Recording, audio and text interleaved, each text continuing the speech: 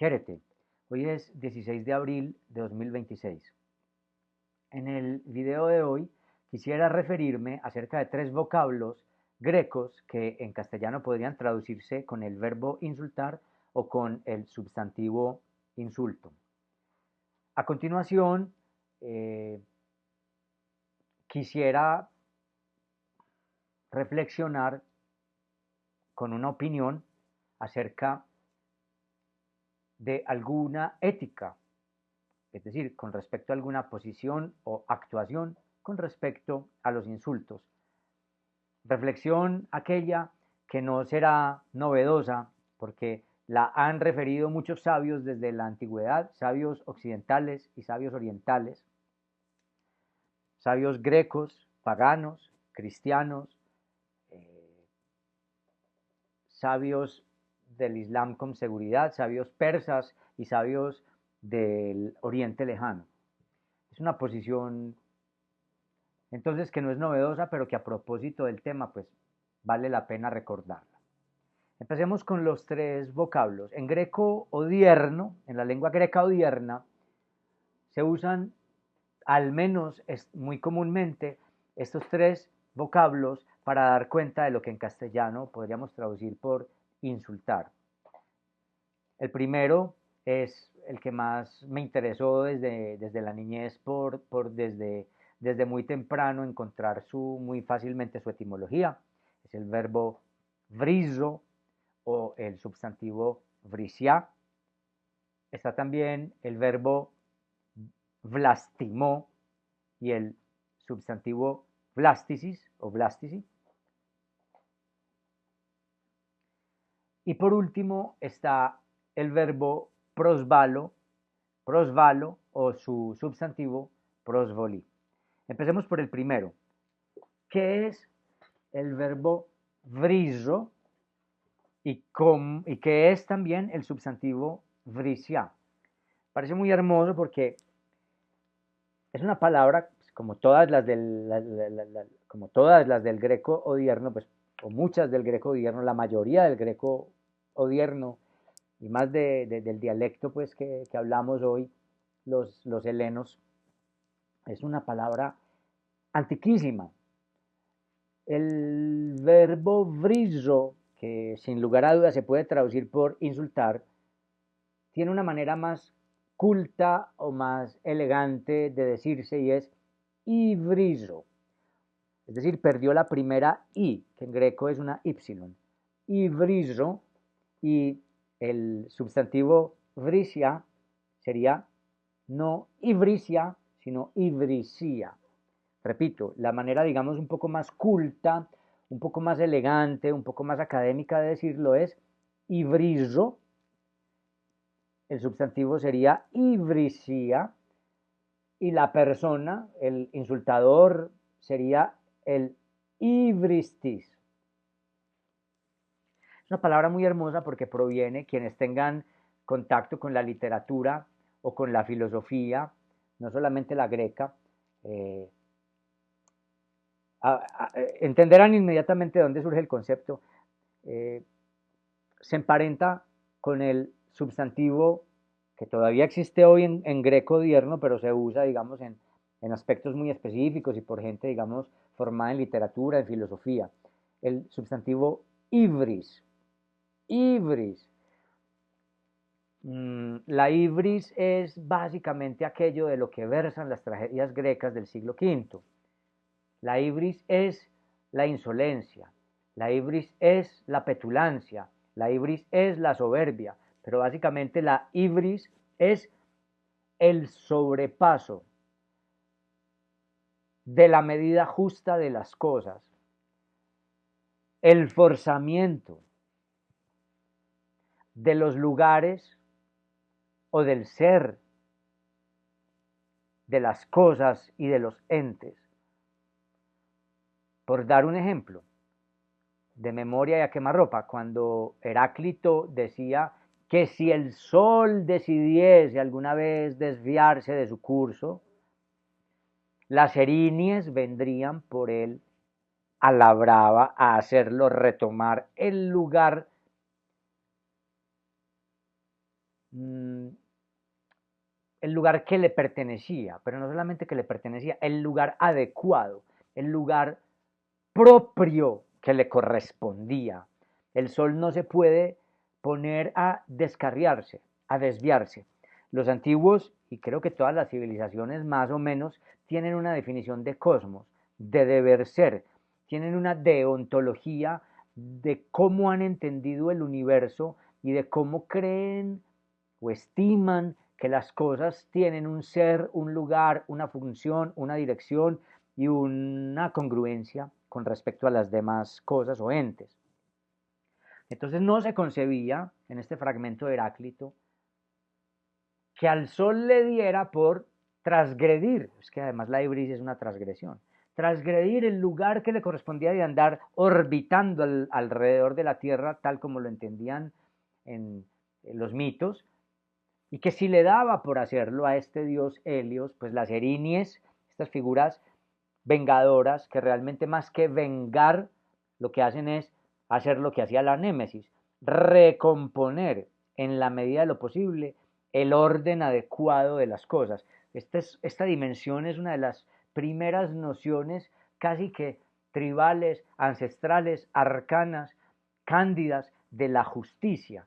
Se concibe que hay una especie de ley natural en donde cada cosa ocupa un lugar, tiene un ser, tiene una función y tiene una correlación con respecto a lo demás. De si esto es vero o no, de si esto es vero o falaz, se hablaría en otro video porque incluso el mismo derecho lo discute con el ius naturalismo y el ius positivismo, ¿cierto? Pero bueno, eso es otro tema. Ineta pragmata theta y física. Ineta pragmata thesi y fisi, que es la famosa discusión de la filosofía griega. Las cosas están por natura o por posición o por convención. Otro tema. Como fuere, la ibris es, al menos en los héroes, la decisión de traspasar el lugar que les pertenece, la decisión de traspasar, de transgredir lo sagrado, de transgredir las normas, desde luego, no solamente por soberbia, no solamente por deseo arrogante, sino porque a veces las condiciones, uno ve en las tragedias mejor, de mejor factura, de mejor composición, que los héroes no llegan a esas determinaciones, algunos sí, pero no todos, por mera arrogancia o petulancia, sino que muchas veces llegan a esa ibris o acometen la ibris forzados por las circunstancias. Pero en todo caso, cometen ibris. Y en ese sentido las tragedias eran o tenían una pretensión educativa, propedéutica. Hoy no hablaré de las tragedias, pero el concepto de ibris está relacionado intrínsecamente con muchas de las tragedias y muchos de los teóricos, muchos de los exégetas de las tragedias se remiten al concepto de ibris para tratar de ver en qué sentido el héroe es un héroe. ¿En qué sentido los dioses castigan? ¿En qué sentido hay o no amartía, o pecatus, o falta, o error? ¿Y en qué sentido hay una valía más allá de la amartía? Volviendo con esto, el concepto del verbo insultar en greco odierno, a mí eso me parece precioso. Yo creo que yo creo que soy el único que se maravilla con eso, porque ¿quiénes van a ver un video ahora para ver lo que a un tipo anónimo le interesa acerca de las pequeñeces de la lengua? Pero bueno, me solazo yo aquí conmigo. Esta belleza de que el verbo odierno para decir insultar proviene de la ibris. Y voy a leer de este diccionario que se llama Mison, el Inico Lexicó, de Tegópulos y Fitrakis, nato, obsequio que me dio en el 2002, o que me dio en el 2002, Evangelos Sarlis, Vangelis Sarlis, amigo fraternal de mi padre, con quien hace años no hablo, quien me acogió en su hogar, con quien visité la antigua Nicópolis y el río Aqueronte, de quien espero que tenga buena salud y que aún viva. Conocí a su esposa, conocí a sus hijas y salí con este hermoso obsequio de su casa. Salve, egregio Vangeli, que estés bien donde estés. Este diccionario tiene una definición de ibris que dice, ibris, afzadia. La afzadia es desvergüenza, ramplonería. Anevia, impudicia. Afzadis συμπεριφορά πηγάζει από υπερβολική αίσθηση δυνάμεως. Temeraria, puede ser temeraria. Comportamiento temerario que se fundamenta en una sensación exagerada de la fuerza. Συμπεριφορά η ενέργεια που υπερβαίνει τα επιτρεπτά όρια. Comportamiento o acción que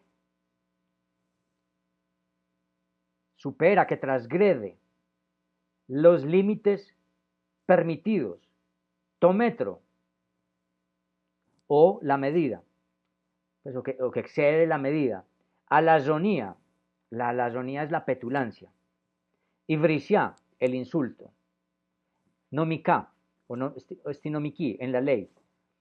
Logos y praxis που προσβάλλει την τιμή ή την αξιοπρέπεια κάποιου. Palabra o acción que insulta el honor o la dignidad de alguien. Miren pues el significado tan hermoso que todavía tiene la palabra ibris hoy. Entonces el primer verbo para dar cuenta del acto de insultar es ibrizo o brizo y el sustantivo vrisia o ibrisía.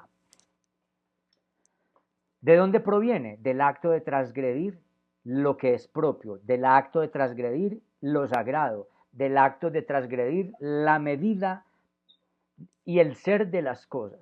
Esa es la primera definición de insulto, o que lleva a la lengua greca para decir que es insulto. Vre aftos me brise, y vre mi me brisis. Este me insulta, o este me acaba de insultar, ¿no es cierto? Vre aftos me brise. ¿Qué realmente quiere decir esto? Este, con sus palabras o con sus actos, traspasó un límite que produjo en mí, el hablante hipotético, un acto de indignación, un acto de profundo dolor.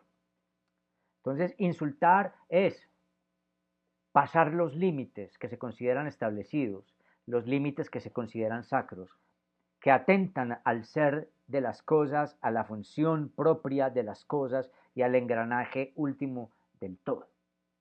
Es una cosa preciosa para hablar del insulto. Los invito a que consulten el concepto de ibris en castellano, siguiendo la transliteración latina del concepto, se escribiría H, Y o Y, B, R, I, S, ibris. Los erasmianos lo pronuncian hybris, pero bueno, no, yo no lo pronuncio así. El segundo vocablo para dar cuenta del insulto es vlastimó, con el sustantivo vlastimici.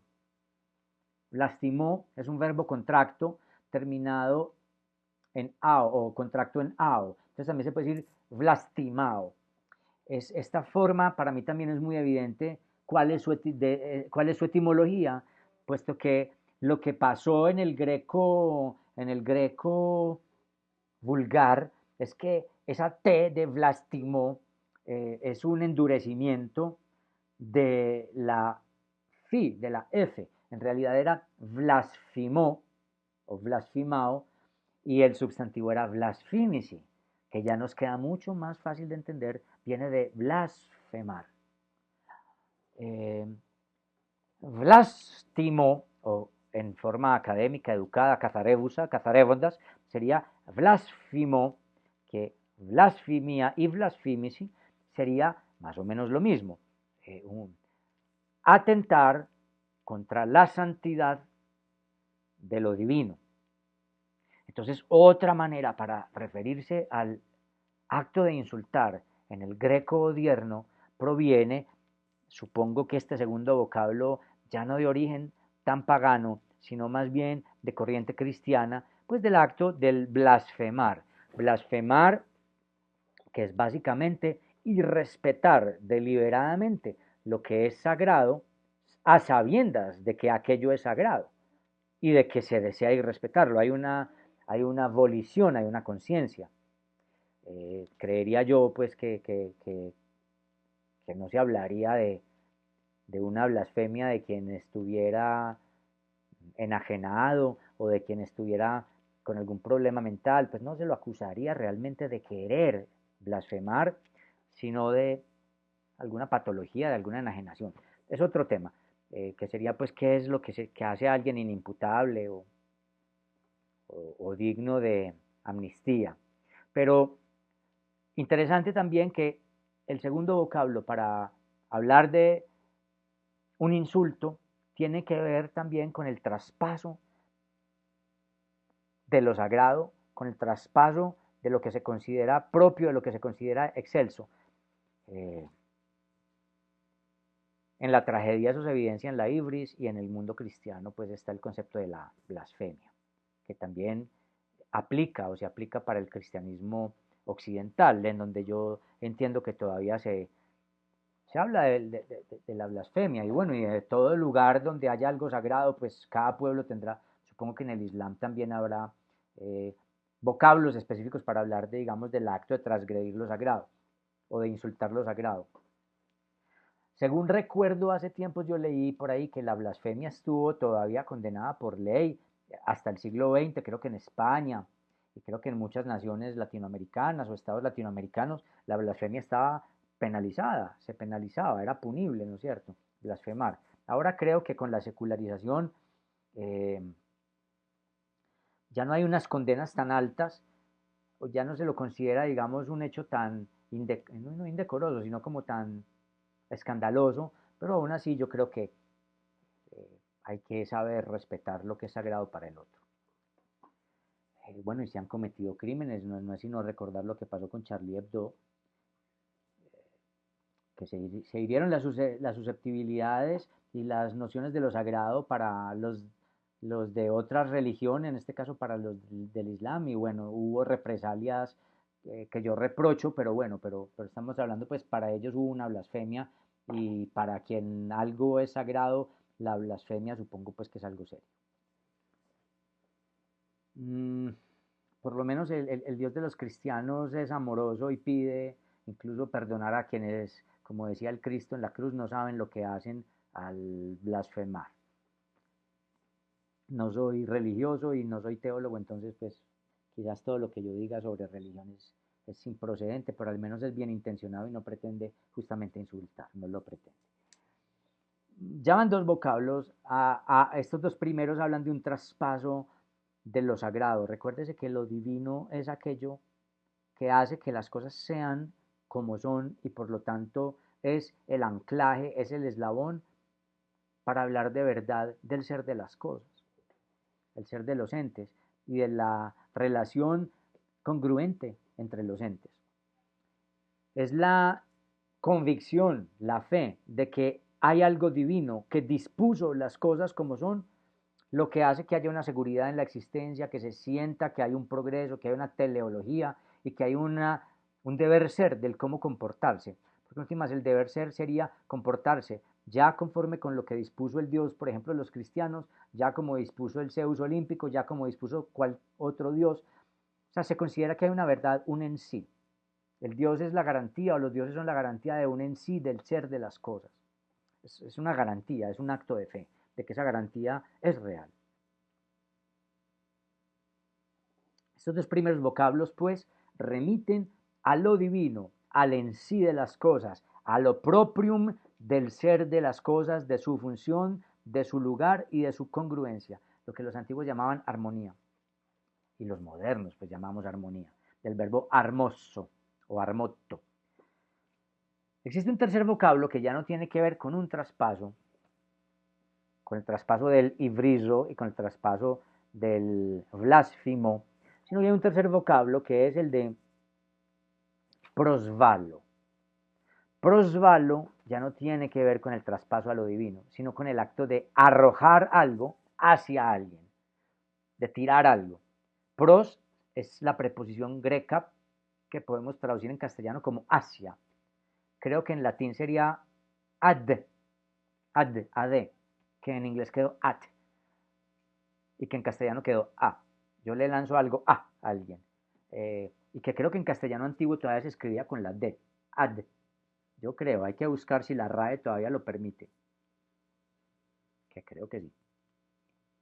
Y como puse en mi tesis doctoral, y si no lo permitiera, pues uno lo podría escribir. Como hace este amigo mío, tan buen amigo mío, no Porfirio, sino León. Por andar hablando con Porfirio, con José Asunción, con León, es que adquirí la lengua que tengo y el estado de incomprensión que alcancé. Pero sobre todo mi amigo León, León era muy dado a escribir conforme con la etimología, aun cuando eso para el ciudadano promedio no fuera necesariamente de uso común. Yo amo a León y aquí he leído algunos de sus poemas, mi gran amigo, converso mucho con él. Paso tardes enteras, a veces con León, tomándome unos vinitos con León, a veces con José Asunción, a veces con Porfirio. Mis tres muy buenos amigos. Tengo más, está Jorge Luis, pero Jorge Luis es de otro costal. Pero bueno, volviendo al tema, digresión aquí, digresión. Prosvalo, pros significa hacia, de movimiento, y vallo significa lanzar, arrojar, de donde nos viene bola en español, que es lo arrojadizo, y de donde nos viene bólido.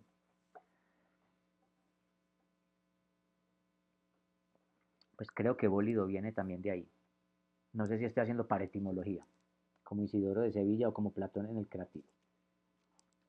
¿Qué es prosvalo? Literalmente tirar algo hacia alguien. Es la acción de lanzar algo hacia.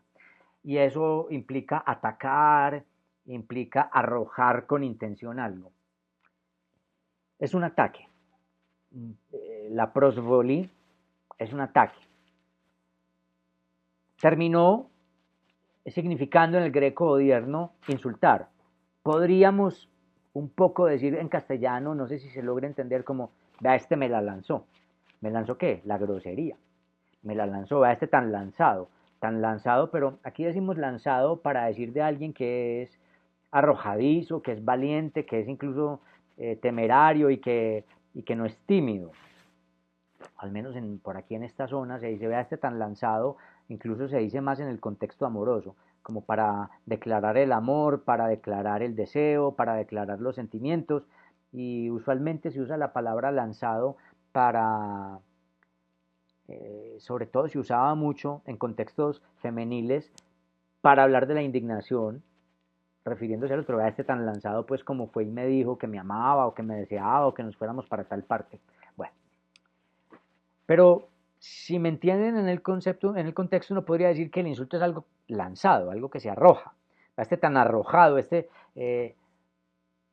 tan traspasado, es que aquí decimos una palabra que no tiene que ver con lanzar, pero que es malsonante en otros países. Aquí no, o sea que me disculpan, tan conchudo, me disculpan. Yo sé que eso en otros países es completamente malsonante, completamente grosero. Aquí no tiene ese tinte grosero, sino como vea este pues tan convencido y tan temerario.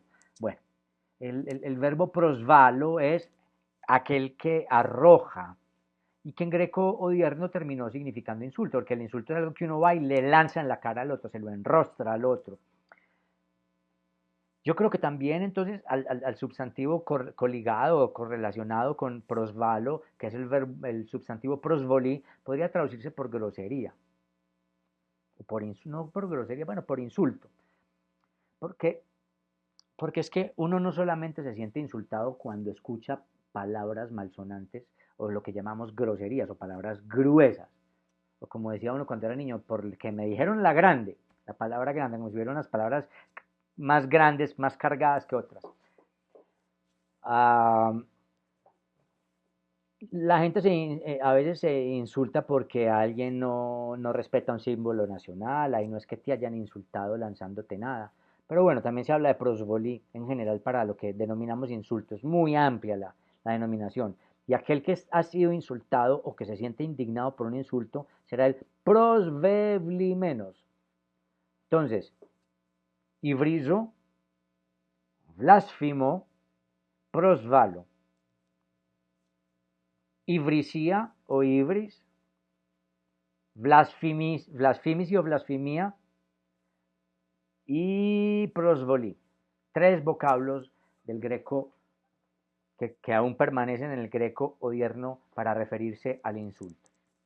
Y ahora, la posición ética. Insisto que no es nada novedosa. Es de hecho antiquísima y los grandes sabios, sé que la refiere el budismo, sé que debe estar por ahí en algún sabio del Islam, sé que la refieren los sabios cristianos, sé que la psicología odierna más o menos lo plantea de ese modo, los antiguos epicúreos, los antiguos estoicos, el mismo Sócrates la refleja. ¿Qué es sentirse insultado? Los insultos muchas veces intentan herir lo que el otro siente como ser de sí, como aquello que es. Si el otro está muy orgulloso de su virilidad, pues lo insulto atacando su virilidad. Es decir, si el otro se cree muy viril, muy hombre, lo insultaré agrediendo su virilidad. Si el otro está convencido de los valores que constantemente ostenta, insultaré sus valores y lo minusvaloraré con mis insultos. Si esta persona está muy orgullosa de su nacionalidad, pues el insulto puede ir dirigido hacia su nacionalidad. Si está muy orgulloso de su religión, pues entonces, o de los valores que su religión profesa, pues entonces quien insulta lo insultará dirigiendo sus saetas hacia aquellos valores sagrados. Hay otro tipo de insultos que tienen más que ver con el contexto. Bueno, por si alguien es torpe, por si alguien se cae, que se lo puede insultar, por si alguien es tonto, por si alguien no agarra rápido el sentido de un chiste, lo que fuere. Pero me interesa, digamos, más la primera parte. Ser insultado es, sobre todo, sentirse insultado. Quien insulta puede lanzar el dardo, pero quien lo recibe puede legitimarlo o ignorarlo o evadirlo. Para que un insulto tenga el efecto tal, es decir, el efecto insultante, se necesita como todo dos. Para pelear se necesitan dos, para amar se necesitan, digamos, mínimo dos. Bueno, que eso es discutible, pero bueno, no me quiero meter en tonterías ahora. Para pelear se necesitan dos, se dice por aquí. Para sentirse insultado y para seguir el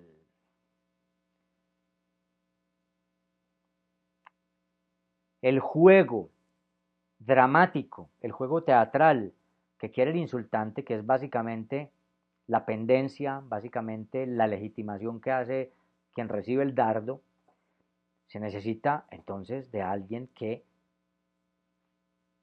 legitime lo lanzado, legitime la prosboli. Y usualmente se legitima la prosboli